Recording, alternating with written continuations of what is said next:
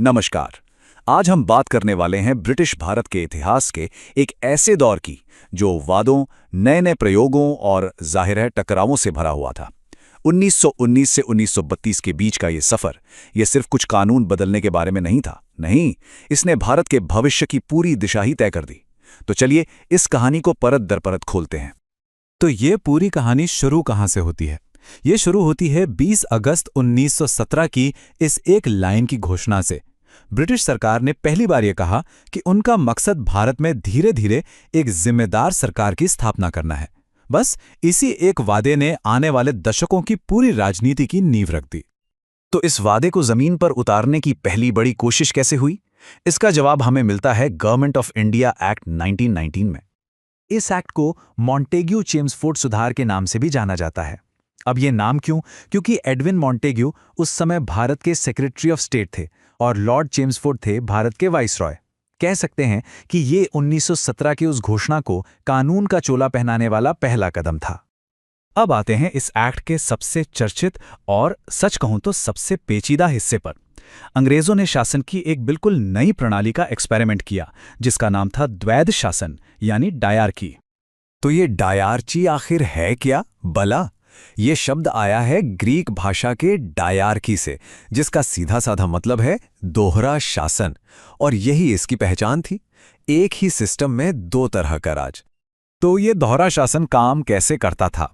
इसको ऐसे समझिए, प्रांतों के सारे विषयों को दो लिस्ट में बांट दिया गया। एक थी ट्रांसफर्ड लिस्ट, जिसे भारतीय मंत्री चलाते थे और वो जनता के प्रति जवाबदेह थे।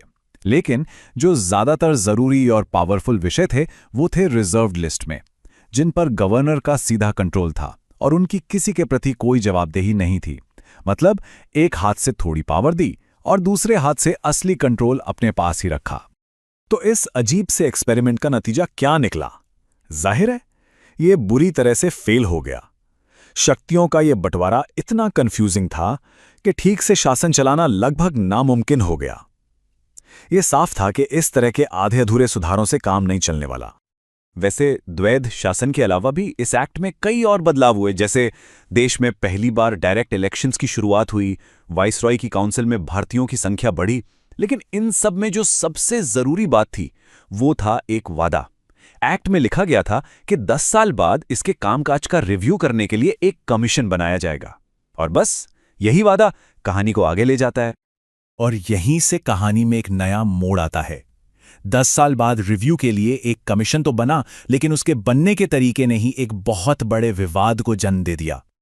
अब देखिए यहां चीजें कितनी तेजी से बदलती हैं। रिव्यू होना तो था 1929 में, लेकिन ब्रिटिश सरकार ने 2 साल पहले ही 1927 में ही सर जॉन साइमन की अगुवाई में एक कमीशन बना दिया। इस जल्दबाजी के पीछे जरूर कोई ना कोई राजनीतिक वजह थी और इसने भारत में माहौल को और गर्मा दिया। लेकिन सबसे बड़ा सवाल तो ये था कि आखिर ऐसा क्या हुआ कि भारत की लगभग सभी पार्टियों ने इस साइमन कमीशन का पूरी तरह से बहिष्कार कर दिया।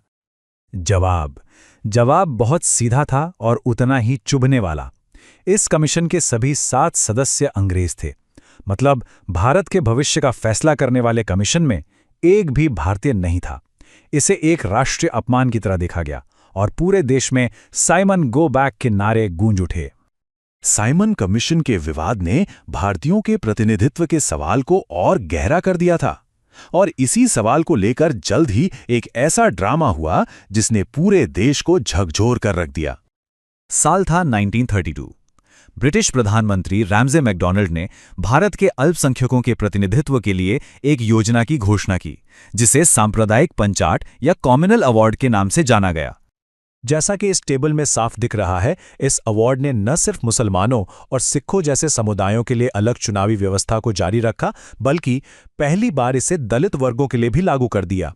इसका मतलब यह था कि दलित वोटर सिर्फ दलित उम्मीदवारों को ही वोट देंगे, जो उन्हें बाकी हिंदू समाज से राजनीतिक तौर पर अलग कर देता। गांधी जी के लिए ये एक बहुत बड़ा झटका था। उन्हें लगा कि ये कदम हिंदू समाज को हमेशा हमेशा के लिए बांट देगा। इसके विरोध में उन्होंने पुणे की यरवदा जेल में ही आमरण अनशन यानी फास्ट अनटू डेथ शुरू कर दिया। अब दांव पर सिर्फ राजनीति नहीं थी, एक जिंदगी थी और देश पर एक बड़ा संकट मंडरा रहा था। आखिर में गांधी जी और दलित नेताओं के बीच एक समझौता हुआ। इस समझौते को आज हम पूना पैक्ट के नाम से जानते हैं। इसमें अलग से चुनाव कराने का आइडिया छोड़ दिया गया और तय हुआ कि चुनाव एक साथ ही होंगे, लेकिन दलित वर्गों के लिए सीटें पहले से ज्यादा आरक्षित कर दी जाएंगी। तो एक असफल प्रयोग, एक बहिष्कार और एक ऐतिहासिक समझौता, इन सभी घटनाओं ने मिलकर अगले बड़े संवैधानिक पड़ाव के लिए जमीन पूरी तरह से तैयार कर दी थी। देखिए, ये पूरी कड़ी कैसे जुड़ती है। साइमन कमीशन ने अपनी रिपोर्ट दी, फिर उस रिपोर्ट पर चर्चा करने के लिए लंदन में 3 गोलमेज सम्मेलन हुए। उन चर्चाओं के आधार पर एक व्हाइट पेपर तैयार किया गया और इन सब प्रक्रियाओं के बाद जाकर बना भारत सरकार अधिनियम 1935। तो सार ये है कि साइमन कमीशन की रिपोर्ट और गोलमेज सम्मेलनों की बहसें, ये सब मिलकर अगले सबसे बड़े कानून यानी गवर्नमेंट ऑफ इंडिया एक्ट 1935 की बुनियाद बने।